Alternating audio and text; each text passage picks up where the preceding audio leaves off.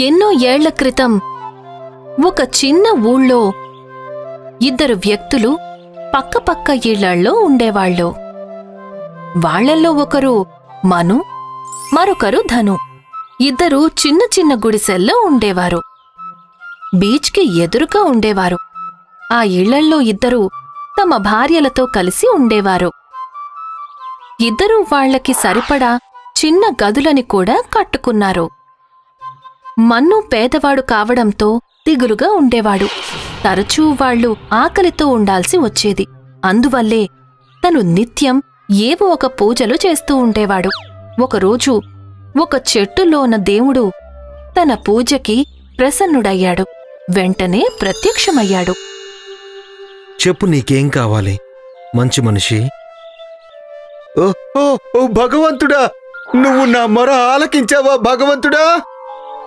నువ్వొక మంచి మనిషివి, కాని నీకు ఏం కావాలో త్వరగా చెప్పు. నేను ధనవంతుడిగా మారిపోవాలని అనుకుంటున్నాను భగవంతుడా. తదాస్తు. ఏంటి, నిజంగానేనా? కానీ గుర్తుపెట్టుకో, ధనవంతుడు కావడం అంత సులువైన పని కాదు. నేను నువ్వు ధనవంతుడివి ఎలా అవుతావో అన్న విషయం అంత వెంటనే చెప్పను. దాన్ని నువ్వే స్వయంగా తెలుసుకోవాలి. సరే భగవంతుడా, నీకు నా శతకోటి ధన్యవాదాలు. మను ఇంటి వరండాలో చాలా పెద్ద కొబ్బరి చెట్లు చక్కగా ఉండేవి. కాని తను ఆ చెట్ల గురించి ఏ రోజూ ఆలోచించలేదు. త్వరలో ఈ కొబ్బరికాయలు పండిపోతాయి. ఈసారి వీటిని కోసి అమ్ముకొస్తే ఎలా ఉంటుంది?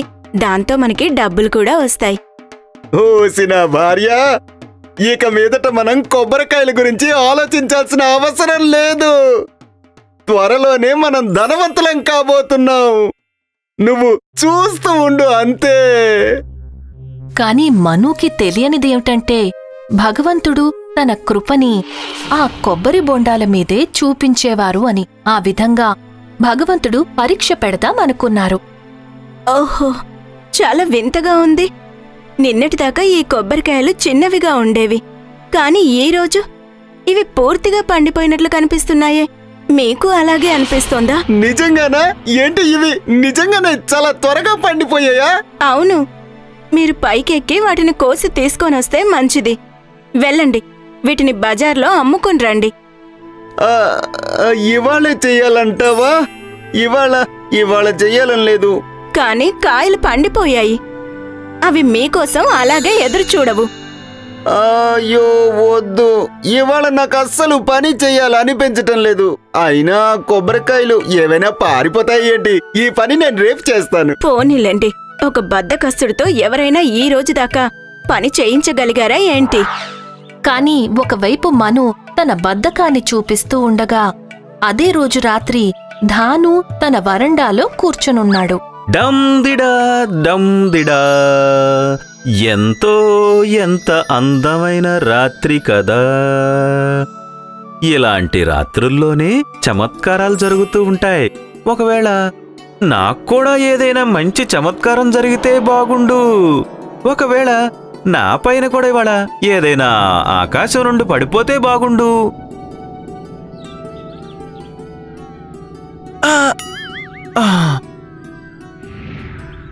అదేంటిది? ఏంటి ఇది? ఒక కొబ్బరి బొండం ఇంతలా పండిపోయిందేంటి? వీటిల్లో నీళ్లు చాలా తీయగా ఉంటాయి. అబ్బబ్బబ్బబ్బా, 2 బొండాలు, 2 నా వరండాలోనే వచ్చి పడ్డాయి. ఇప్పుడు ఈ 2 నాకే సొంతం. పోనీలే, మనుకి ఈ విషయం అస్సలు తెలీదు. మీరు నా కోసం ఏం తీసుకొచ్చారు? కొబ్బరి బొండాలా?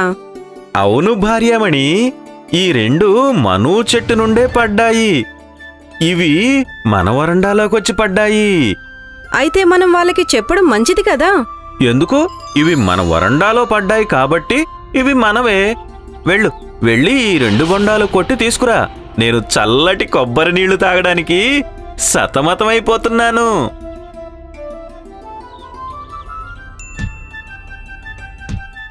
ఇదేంటిది?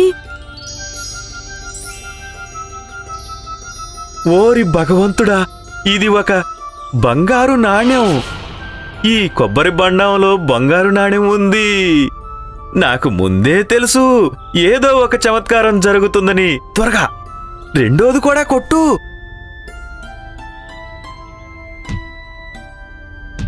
రెండు బొండాల్లోనూ 2 బంగారు నాణేలా? నేను చాలా చాలా అదృష్టవంతుణ్ణి.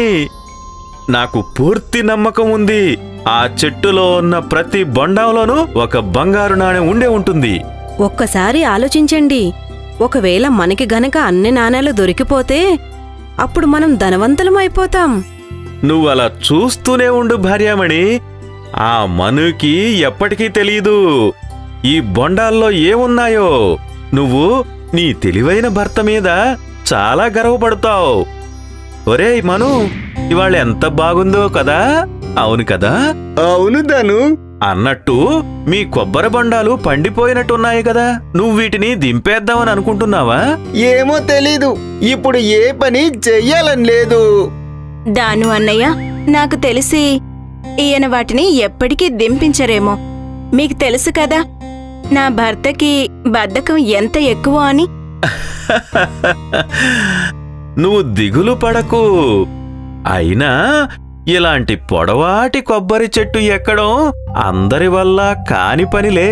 బహుశా తనకి భయమేస్తుందేమో. కానీ నీకు కావాలంటే నేను వాటిని కోసి తీసుకొస్తాను. అలాగే, కావాలంటే వాటిని బజారుకి తీసుకెళ్లి అమ్మి పెడతాను కూడా. డబ్బులు తెచ్చి నీకిచ్చేస్తానులే. ఏంటి, నువ్వు చెయ్యగలవా?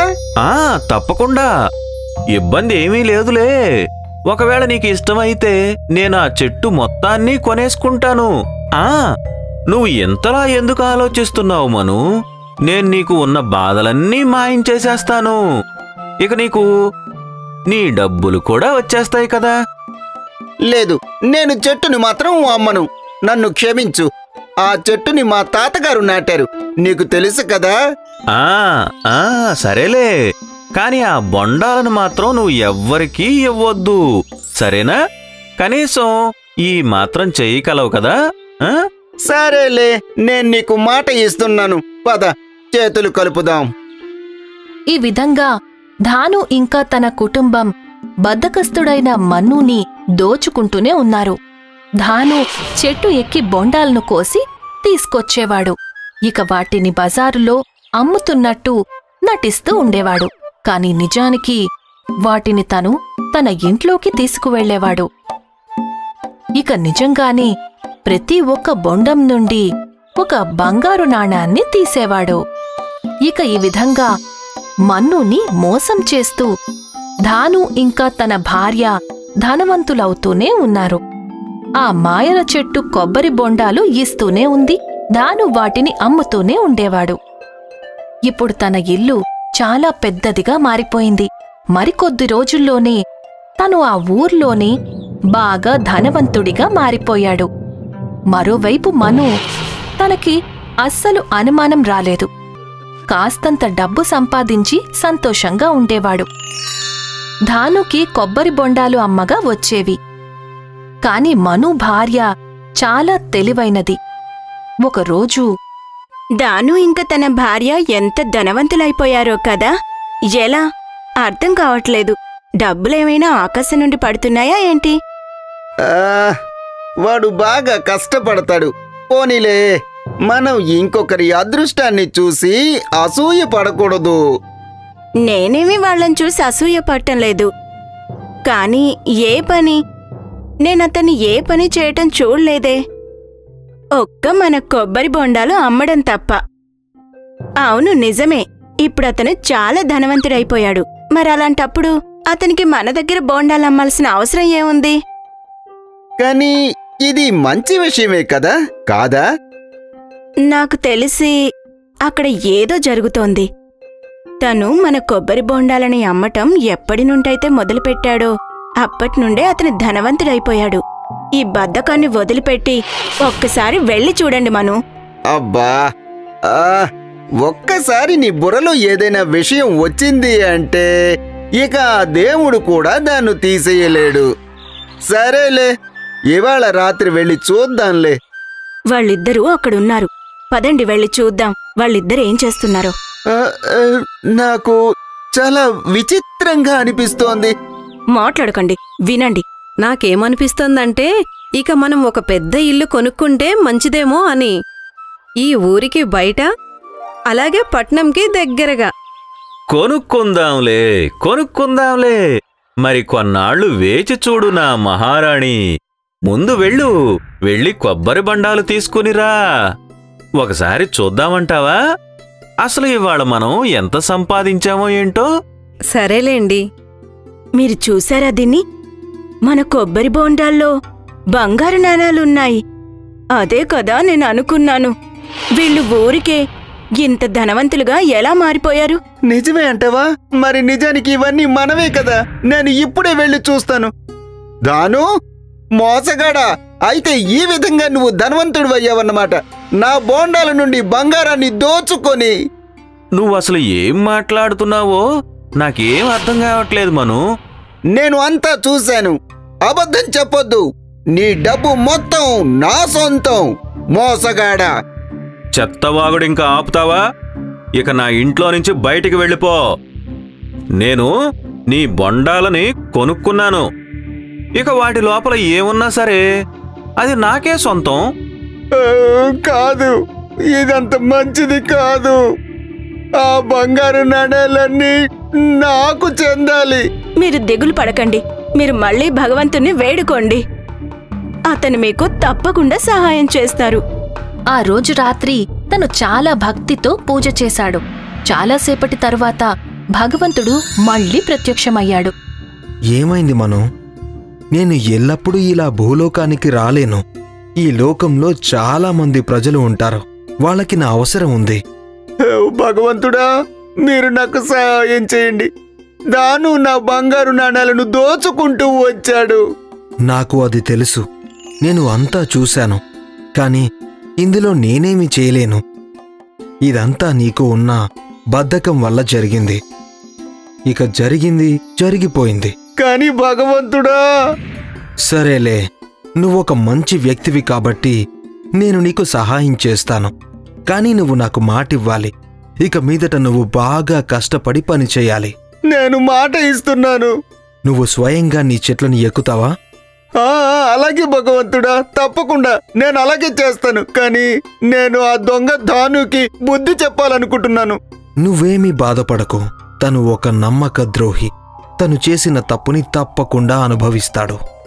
ఆ రోజు రాత్రి ఇక మను నాకు తన బొండాలని అస్సలు అమ్మడు. ఇక మీదట వాటిని నేను దొంగతనం చెయ్యాల్సిందే.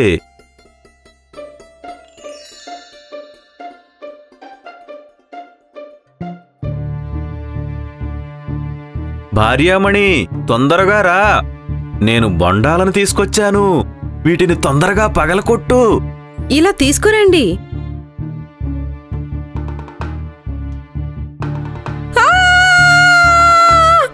ఏమైంది? ఇక్కడ బోండంలో తేలుంది. ఓరి భగవంతుడా, పారిపో భార్యామణి. అరే పారిపో. లేదు, అలా చెయ్యొద్దు. మమ్మల్ని తేళ్ల నుండి కాపాడు మను. నేను అలా ఎందుకు చెయ్యాలి? ఇవన్నీ నీ బొండాల నుంచే వచ్చాయి. కాని నువ్వు అన్నావు కదా, ఆ బొండాల లోపల ఏమున్నా సరే అవి నీవే అని. అవునా? వెళ్ళొస్తాను దాను. తేళ్లతో పాటు హాయిగా ఉండు.